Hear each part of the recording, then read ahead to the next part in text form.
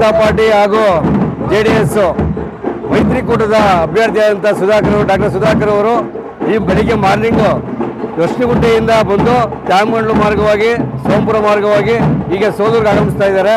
ನಾವು ಭಾರತೀಯ ಜನತಾ ಪಾರ್ಟಿ ಹಾಗೂ JDS ಎಲ್ಲ ಮುಖಂಡಗಳು ಒಗ್ಗೂಡಿ ಇವತ್ತು ಏನು ಕಾಂಗ್ರೆಸ್ ದುರಾಡಳಿತದಿಂದ ಇವತ್ತು ಜನ ಬೇಸತ್ತಿದ್ದಾರೆ. ಇವತ್ತು ನಾವು ಒಗ್ಗೂಡಿ ಇವತ್ತು ನರೇಂದ್ರ ಮೋದಿ ಅವರಿಗೆ ಕೈ ಬಲಪಡಿಸಬೇಕು. ಇವತ್ತು ಏನು 28 ಸಹ ನಾವು ಕರ್ನಾಟಕ ರಾಜ್ಯದಿಂದ ಇವತ್ತು ಕಳಿಸ್ಕೊಡ್ಬೇಕು ಅಂತ ಜನ ಇವತ್ತು ಭಾರತೀಯ ಜನತಾ ಪಾರ್ಟಿ ಹಾಗೂ JDS ಎಲ್ಲ ಮುಖಂಡರು ಕಾರ್ಯಕರ್ತರು ಒಗ್ಗೂಡಿ ಬಹಳ ಸಂತೋಷವಾಗಿ ಕೆಲಸ ಮಾಡ್ತಾ ಇದ್ದೀವಿ. ಯಾವುದೇ ಕಾರಣಕ್ಕೂ ನೆಲಮಂಗಲ ವಿಧಾನಸಭಾ ಕ್ಷೇತ್ರದಲ್ಲಿ ಭಾರತೀಯ ಜನತಾ ಪಾರ್ಟಿ ಹಾಗೂ JDS ಮುಖಂಡರುಗಳು ಹಾಗೂ ಕಾರ್ಯಕರ್ತರು ಬಹಳ ಅನ್ಯೂನ್ಯತೆಯಿಂದ ಒಗ್ಗೂಡಿಕೊಂಡು ಕೆಲಸ ಮಾಡ್ತಾ ಇದ್ದೀವಿ. ಇವತ್ತು 50 ಜನ ಸೇರ್ಪಡೆ ಆಗಿದ್ದಾರೆ ಕಾಂಗ್ರೆಸ್ ಕಾರ್ಯಕರ್ತರು. ಇವತ್ತು ಸೋಂಪುರದಲ್ಲಿ ಸಹ ಇವತ್ತು 40ರಿಂದ 50 ಜನಕ್ಕೆ ಸೇರ್ಪಡೆ ಆಗಿದ್ದಾರೆ.